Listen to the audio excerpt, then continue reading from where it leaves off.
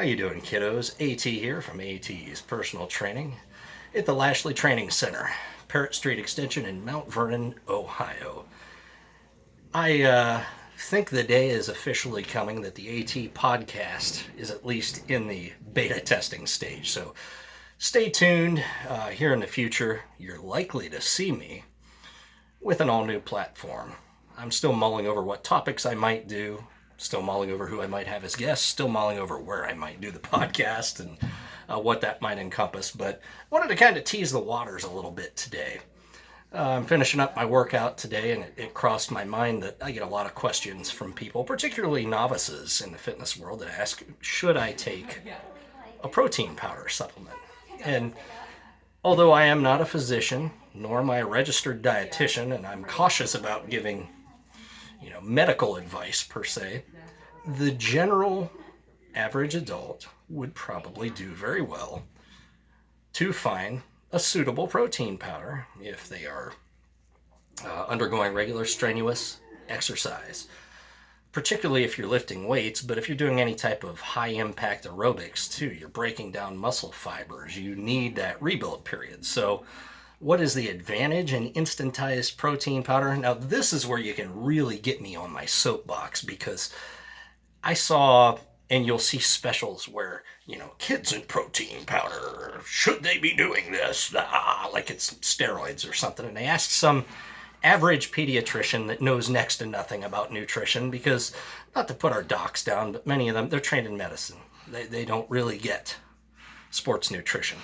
And you could get as much protein if you eat a handful of almonds, or even though they don't tell you those almonds have jack for biological value. They're not digestible. They don't have the amino acid profile that's going to get it to where you need it in time. I'm not saying almonds are bad, but almonds are not necessarily muscle food either. So instantized protein powders. There's a lot on the market. Where to start? Again, back to that question. What's the advantage? Well, let's take the most commonly used performance protein powder nowadays. It is going to be a variant of whey protein. Whey is the watery substance on top of which they might make Greek yogurt or some cheeses. The protein comes to the top and it looks like it's water. For years they just drained that stuff off and dumped it down the drain until they realized that it was a protein of very significant biological value with a very, very good amino acid profile. And it's highly digestible, easily taken up in the body. That's where protein powders shine. They get into the bloodstream quickly. They are delivered to the desired areas more quickly. So whey protein, usually a good place to start. There's a bunch of whey proteins on the market. And I'm going to tell you that you're better off with just about any of them than none of them. You might think, hey, I'm going to dabble, and you go buy the Body Fortress inexpensive protein powder from Walmart. Is it really good stuff? I'm sure it's not great. It probably has a lot of fillers. It's probably not, it's going to be a whey concentrate, which means it's not going to be like a really refined, processed, microfiltered whey. But is it going to be better than nothing? Oh, sure. Yeah, and if that's all you've got, that's all you've got. So that is the advantage. Now, when you get into whey proteins, like this is a common one, and I'm not going to schlep brands, one brand over the other, but Optimum Nutrition was a popular brand for years that you found at GNCs. You see them at Walmart now. Holds a pretty good reputation. If you might notice, this one says isolate. Gold standard 100% isolate. So this is an isolate, meaning a very refined, broken down, pre-digested, stripped down to the bare essentials whey protein molecule. In other words, gets into the bloodstream really quickly, doesn't need a lot of digestive breakdown. Now, this also has hydrolyzed whey protein isolate in it. So this stuff's really filtered. This is going to be a more expensive whey. It's going to be a more superior whey.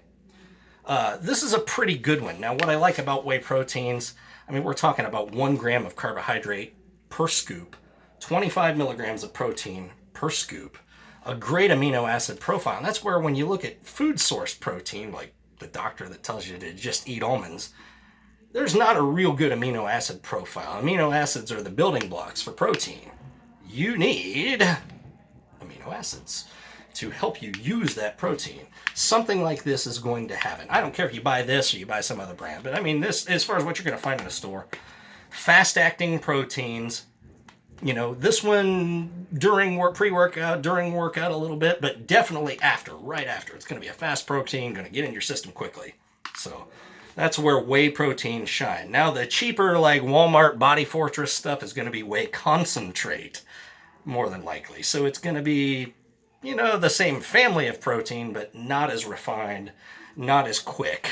All right. So now, what's this casein protein that I see?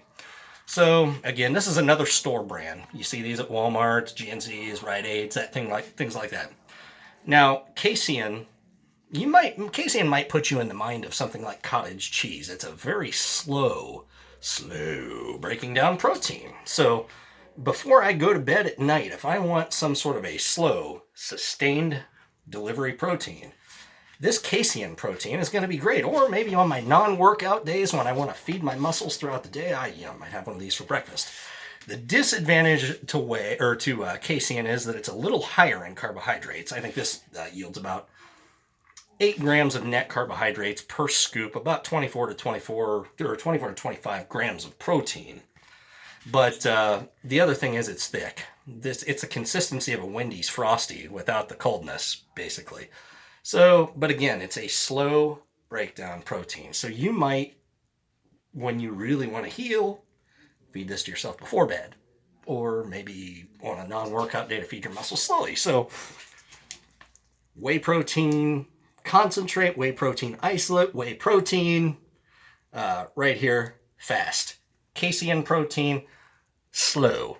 Now, you could get lost in the world of proteins. You'll see like protein that's very expensive, and that's some really refined stuff that the pros use, gets in your bloodstream almost immediately. The average adult that's just looking to get into some general fitness isn't probably going to need or want that. A bariatric patient, though, somebody who's had gastric bypass, which I've had some clients that have, it's a fantastic option for bariatrics all day long. The other thing is, too, you get into some of the vegan and vegetarian proteins, and I'm not as versed on those, for example, but they're out there. There's something for everybody. So that's just kind of the Protein Powder 101 that I wanted to fill you all in on today. Look for more of these informative segments coming up. I'm Adam Taylor. They call me AT. Stay fit.